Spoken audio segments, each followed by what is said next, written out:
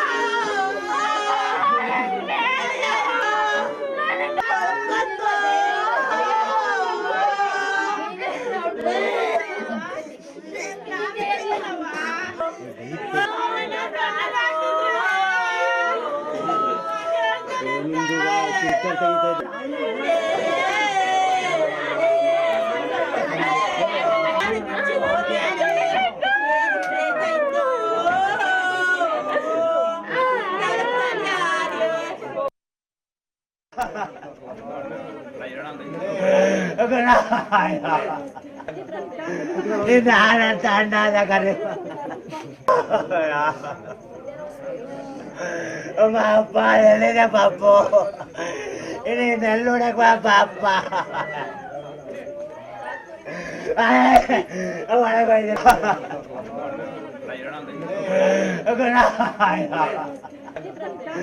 Ini anak tanda da kare. Papa, Elena Papo. Ini nelluna qua Papa. Guarda questo.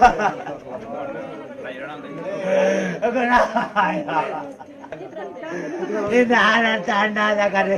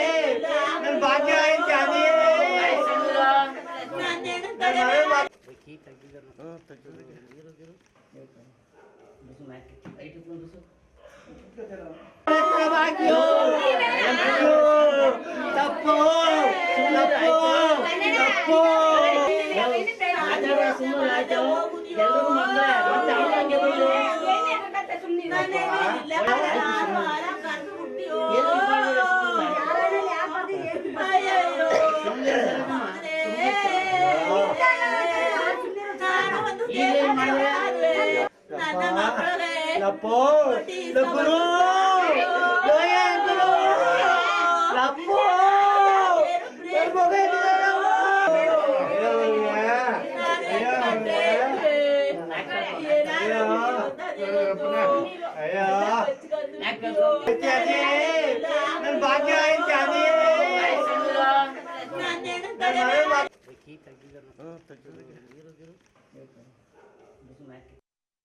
ಐದು ದಿವಸ ಆಯ್ತು ನನ್ನ ಮಗ ಹೋಗಿ. ಭಾನುವಾರ ಏನಕ್ಕನಪ್ಪ ಓದೋದು, ಭಾನುವಾರ ಓದ್ನ. ಮಧ್ಯಾಹ್ನದಲ್ಲಿ ಫೋನ್ ಮಾಡಿದ್ನಂತೆ ನಮ್ಮ ಮನೆಯವ್ರಿಗೆ, ಅವ್ರ ತಾಯಿಗೆ. ಇಲ್ಲಿ ಅವನಿಗೆ ಕಣವ ಏನೂ ಇಲ್ಲ ಅಂತಂದಂತೆ. ಅಷ್ಟು ಮಾತ್ರ ನನಗೆ ಗೊತ್ತು. ಬತ್ಲೆ ಹೇಳಿದ್ಮೇಲೆ ಇವತ್ತು ಮಧ್ಯಾಹ್ನ 3 ಗಂಟೆಲ್ಲ 2 ಗಂಟೆಲ್ಲ ಮಾಡಿದ್ನಂತೆ. ಆಮೇಲೆ ಏನೂ ಗೊತ್ತಿಲ್ಲ. ಈಗ ಟಿ ವಿ ನೋಡ್ಬಿಟ್ಟು ಗೊತ್ತಾಯ್ತು ಕಣಪ್ಪೋ. ಏನೂ ಇಲ್ಲ ಕಣಪ್ಪ, ಏನು ಮಾತಾಡ ಹೋಗಿದ್ದು ಬರ್ತೀನಿ ಹೇಳ್ಬಿಟ್ಟು ಹೋದ್ನ ಅಷ್ಟೇ. ತೀರ್ಮಾನ ಯಾವಾಗ ಬಂದಿಯಪ್ಪ ಅಂದೆ, ಇದ್ರ ಹೊತ್ತಿಗೆ ಬರ್ತೀನಿ ಕಣಪ್ಪ, ಬರೋದ್ರ ನಮ್ಮ ಹಬ್ಬದ ಹೊತ್ತಿಗೆ ಉಗಾದಿ ಹೊತ್ತಿಗೆ ಅಂದ್ಬಿಟ್ಟು ಹೋದ್ನ ಕಣಪ್ಪ. ಈಗ ಒಟ್ಟೆ ನಮ್ಮ ಬರೋದ್ರ ಹಬ್ಬ ತೀರ್ದು 12 ದಿವ್ಸಕ್ಕೆ ಮಾಡೋದು, 11-12ಕ್ಕೆ.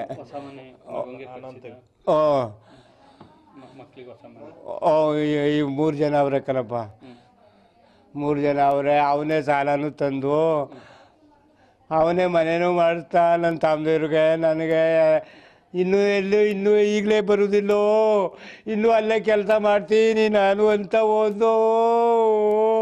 ಬೇಡ ಕಾಲಪ್ಪ ಅಂದ್ರು, ಈ ಬರ್ದ್ಬಿಟ್ಟು ಸಾಕು ಅಂಟು ಪಪ್ಪ ಅಂದೇವು.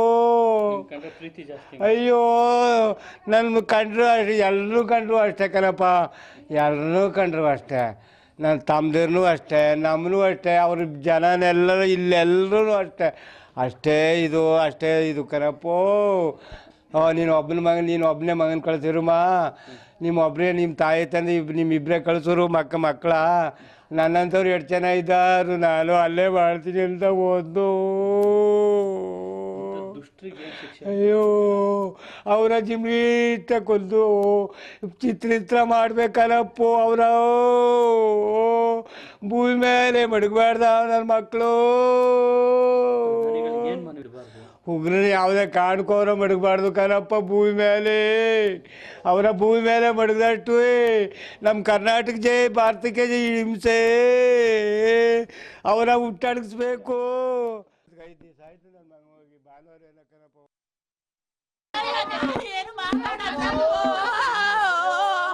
ನಾನೇನು ಮಾಡನಪ್ಪ.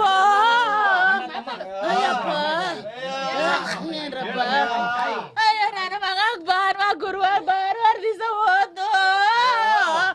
ನನ್ಗೆ 12 ಗಂಟೆಯಲ್ಲಿ ಇವತ್ತಾರೆ ಫೋನ ಮಾಡ್ದು. ಅಪ್ಪ ಏನ್ರಪ್ಪ ಫೋನ ಮಾಡ್ಬಿಟ್ಟು ಏನ್ ಮಾಡ್ತಾ ಇದೀಯ ಒಂದು.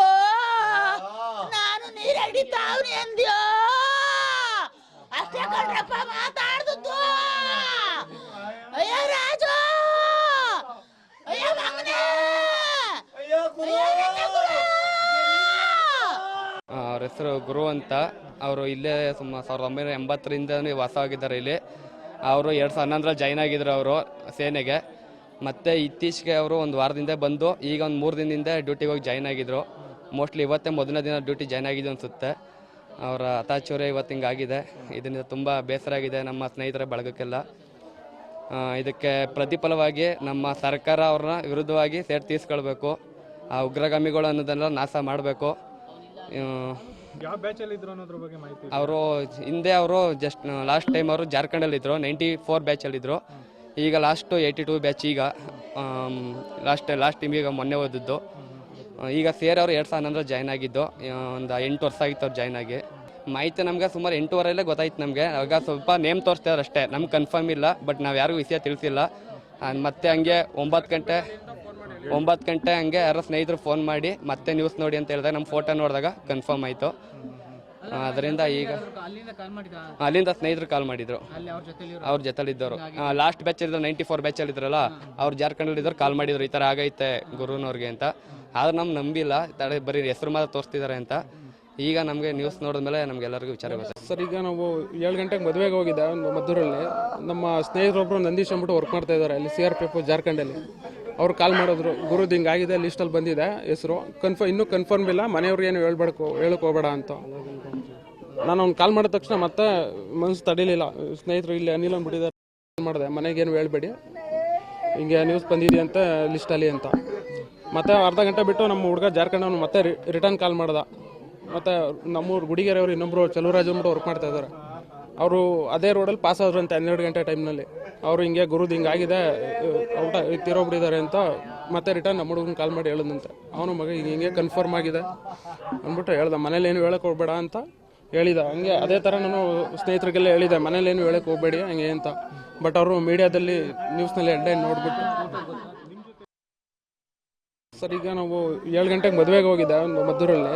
ನಮ್ಮ ಸ್ನೇಹಿತರೊಬ್ಬರು ನಂದೀಶ್ ಅಂದ್ಬಿಟ್ಟು ವರ್ಕ್ ಮಾಡ್ತಾ ಇದ್ದಾರೆ ಅಲ್ಲಿ CRPF ಜಾರ್ಖಂಡಲ್ಲಿ.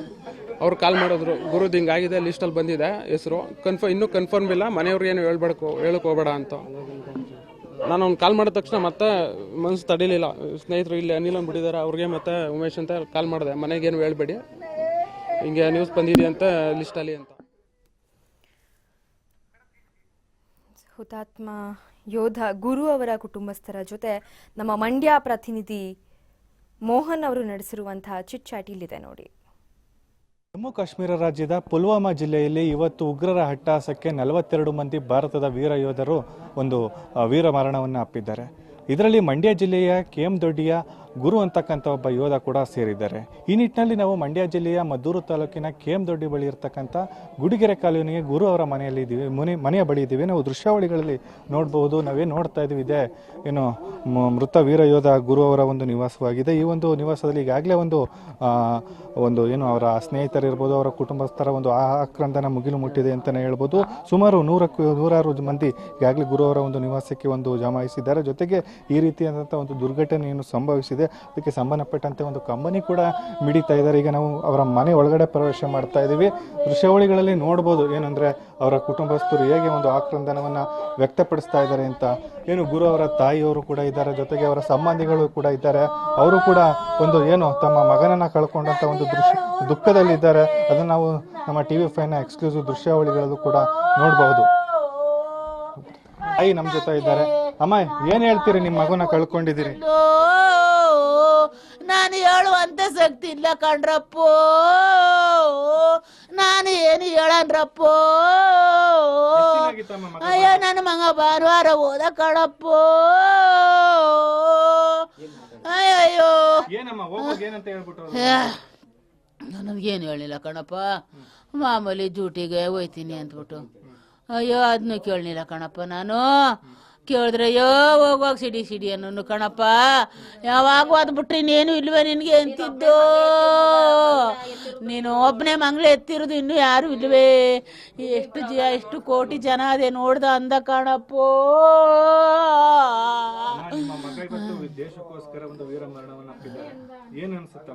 ನಾನು ಏನು ಹೇಳನಪ್ಪ, ನನಗೆ ಹೇಳುವಂಥ ಶಕ್ತಿ ಏನೂ ಇಲ್ಲ ಕಣಪ್ಪ. ನಾನೇನು ಹೇಳನಾರಿ. ಅಯ್ಯೋ ನನ್ನ ಮಗ ಇನ್ನು ಹೋಗಿ ಕೊಡ್ರಪ್ಪ, ಅದ ನನ್ನ ಮಗ ಬಂದನ್ರಪ್ಪೋ.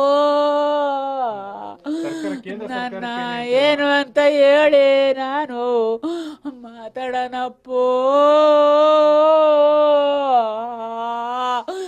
ನನ್ನ ಮಗ ಇಷ್ಟನ್ನೆಲ್ಲ ಮಾತಾಡ್ತಾಳೆ ಅಂತ ಕಣ್ಣ ಬುಟ್ಟಿ ನೋಡ್ತಾ ಇದ್ದಾನೆ.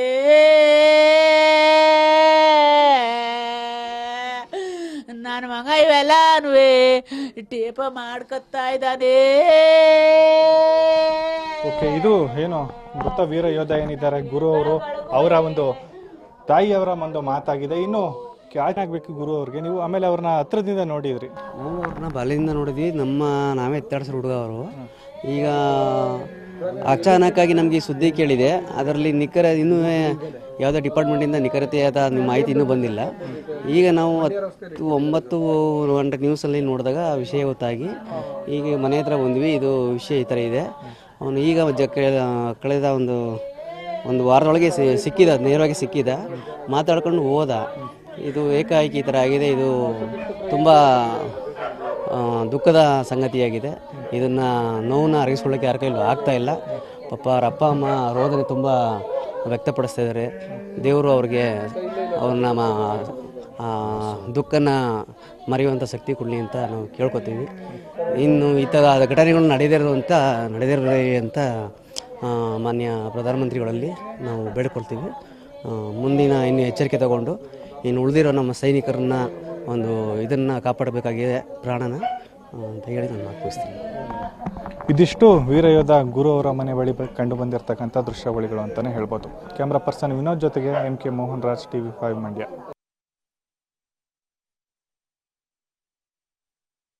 ನಾನು ಇವತ್ತು ಒಂದಿನ ಫೋನಲ್ಲಿ ಮಾತಾಡಿದ್ರೆ ಆಗಿದ್ದ ಸರ್. ಅವ್ರು ಬೆಳಗ್ಗೆಯಿಂದ ಫೋನ್ ಮಾಡಿದ್ರು ಸರ್, ನಾನು ಮಾತಾಡಕ್ಕೆ ಆಗ್ಲಿಲ್ಲ ಸರ್. ನನಗೆ ಎಷ್ಟು ಬೇಜಾರಾಯ್ತೈತೆ ಗೊತ್ತಾ ಸರ್, ಹೋಗ್ ಆಗ್ತಿದ್ದ ಆಗಿಲ್ಲ ಸರ್. ಮಾತಾಡ್ತಿದ್ದೆ ಸರ್. ಇವತ್ತು ಮಾತಾಡಕ್ಕೆ ಆಗಿಲ್ಲ ಸರ್. ನಾನು 6 ಗಂಟೆಯಿಂದ ಟ್ರೈ ಮಾಡಿ ಫೋನ್ ಹೋಗಿಲ್ಲ ಸರ್. ಸರ್ ಅವ್ರು 11 o'clock ಮಾಡಿದ್ರು. ಇಲ್ಲ ಸರ್, ಮಾರ್ನಿಂಗ್ ಮಾಡಿದ್ರಿ. ಇವತ್ತು ಮಾಡಕ್ಕಾಗಿಲ್ಲ ಸರ್, ನಾನು ಕೆಲಸ ಮಾಡ್ತಿದ್ದೆ, ಮಾತಾಡಕ್. ನಾನು ಇವತ್ತು ಒಂದಿನ ಫೋನಲ್ಲಿ ಮಾತಾಡಿದ್ರೆ ಆಗಿದ್ದ ಸರ್. ಅವ್ರು ಬೆಳಗ್ಗೆಯಿಂದ ಫೋನ್ ಮಾಡಿದ್ರು ಸರ್, ನಾನು ಮಾತಾಡಕ್ಕೆ ಆಗ್ಲಿಲ್ಲ ಸರ್. ನನಗೆ ಎಷ್ಟು